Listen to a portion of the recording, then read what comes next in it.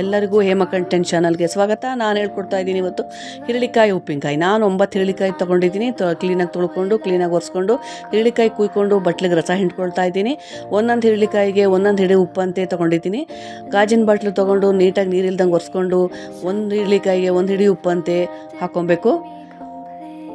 ನನಗೆ ಬೇಕಾಗಿರೋ ಆಕಾರದಲ್ಲಿ ನಾನು ಹಿರಳಿಕಾಯಿ ಕುಯ್ಕೊಂಡಿದ್ದೀನಿ. ನಿಮಗೆ ಬೇಕಾಗಿರೋ ಆಕಾರದಲ್ಲಿ ನೀವು ಕುಯ್ಕೊಳ್ಳಿ. ನೋಡಿ, ಗಾಜಿನ ಬಾಟ್ಲಿಗೆ ಒಂದು ಹಿರಳಿಕಾಯಿಗೆ ಒಂದು ಹಿಡಿಯಂತೆ ಉಪ್ಪಂತೆ ಹಾಕ್ಕೊಂಡು ಹಿರಳಿಕಾಯಿ ಎಲ್ಲ ಹಾಕ್ಕೊಳ್ತಾ ಇದ್ದೀನಿ. ಹಾಗೆ ರಸನೂ ಹಾಕ್ಕೊಳ್ತಾ ಇದ್ದೀನಿ. ಈಗ ಹಿರಳಿಕಾಯಿ ಉಪ್ಪು ರಸ ಎಲ್ಲ ಹಾಕಿ ಕ್ಲೀನಾಗಿ ಟೈಟಾಗಿ ಕ್ಯಾಪ್ ಮುಚ್ಚಿ ಒಂದು ವಾರ ಬಿಡ್ತಾ ಇದ್ದೀನಿ. ಒಂದು ವಾರ ಬಿಟ್ಟಾದಮೇಲೆ ನೋಡಿ, ಒಂದು ವಾರ ಆದಮೇಲೆ ನಾನು 50 ಗ್ರಾಮ್ ಸಾಸಿವೆ, 50 ಗ್ರಾಮ್ ಮೆಂತ್ಯನ ಹುರ್ಕೊಳ್ತಾ ಇದ್ದೀನಿ. ಮೆಂತ್ಯನ ಕ್ಲೀನಾಗಿ ಕಂದು ಬಣ್ಣ ಬರೋವರೆಗೂ ಹುರ್ಕೊಬೇಕು. ಹುರ್ಕೊಂಡು ಗ್ರೈಂಡ್ ಮಾಡಿ ಪೌಡ್ರ್ ಮಾಡ್ಕೊಬೇಕು. ನೋಡಿ, ಇಲ್ಲಿ ನಾನು ಇದನ್ನು ಪೌಡ್ರ್ ಮಾಡ್ಕೊಂಡಿದ್ದೀನಿ. ಅದಾದ ನಂತರ 100 ಗ್ರಾಮ್ ಖಾರದ ಮೆಣಸಿನ್ಕಾಯಿ, 100 ಗ್ರಾಮ್ ಬ್ಯಾಡಗೆ ಮೆಣಸಿನ್ಕಾಯಿ ಹುರ್ಕೊಂಡು ಅದನ್ನು ಗ್ರೈಂಡ್ ಮಾಡ್ಕೋಬೇಕು.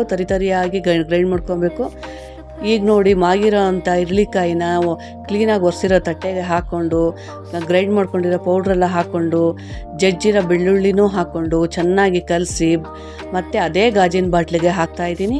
ಅದೇ ಗಾಜಿನ ಬಾಟ್ಲಿಗೆ ಹಾಕಿ ಟೈಟಾಗಿ ಕ್ಯಾಪ್ ಮುಚ್ಚಿ ನಾವು ಬೇಕಾದಾಗ ಉಪಯೋಗಿಸ್ಕೊಳ್ಳೋಣ. ನಮ್ಮ ಚಾನಲ್ನ ಸಬ್ಸ್ಕ್ರೈಬ್ ಮಾಡೋದು ಮಾತ್ರ ಮರಿಬೇಡಿ. ಲೈಕ್ ಮಾಡಿ, ಶೇರ್ ಮಾಡಿ. ಬಾ